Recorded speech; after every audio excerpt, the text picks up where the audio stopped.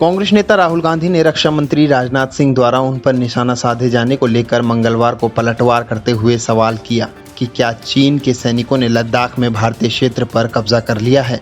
उन्होंने ट्वीट किया कि अगर रक्षा मंत्री का हाथ के निशान पर टिप्पणी करने का काम पूरा हो गया हो तो वे इसका जवाब दे सकते हैं कि क्या चीन के सैनिकों ने लद्दाख में भारतीय क्षेत्र पर कब्जा कर लिया है।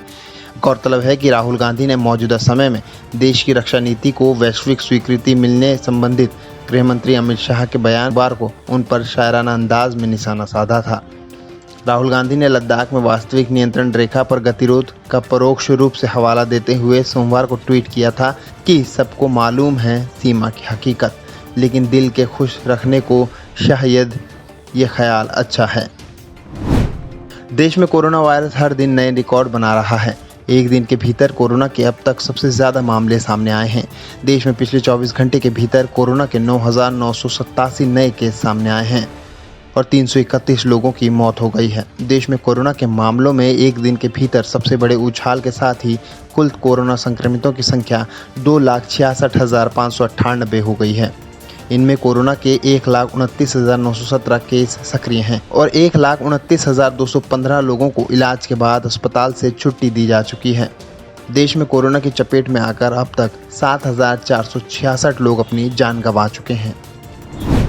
प्रवासी मजदूर के मामले में सुप्रीम कोर्ट ने मंगलवार को अपना फैसला सुनाया है। सुप्रीम कोर्ट ने अपने आदेश में कहा है कि सभी मजदूरों का रजिस्ट्रेशन किया जाए और आज से 15 दिनों के अंदर मजदूरों को उनके घर भेजा जाए। कोर्ट ने कहा कि ट्रेन की मांग के 24 घंटे के अंदर केंद्र सरकार की ओर से अतिरिक्त ट्रेनें दी जाएंगी। सुप्रीम कोर्ट ने राज्य सरकारों से कहा है कि प्रवासी मजदूरों के लिए काउंसलिंग सेंटर की स्थापना की जाए, उनका डेटा इकट्ठा किया जाए, वो गांव स्तर पर और ब्लॉक स्तर पर हो। इसके साथ ही उनकी स्किल की मैपिंग की जाए जिससे रोजगार देने में मदद हो। अगर मजदूर वापस काम पर लौटना चाहते हैं तो राज्य सरकारें मदद करें। अपने आदेश में सुप्रीम कोर्ट ने आगे कहा कि पलायन के दौरान मजदूरों पर दर्ज किए गए लॉकडाउन उल्लंघन के मुकदमे वापस लिए जाएं।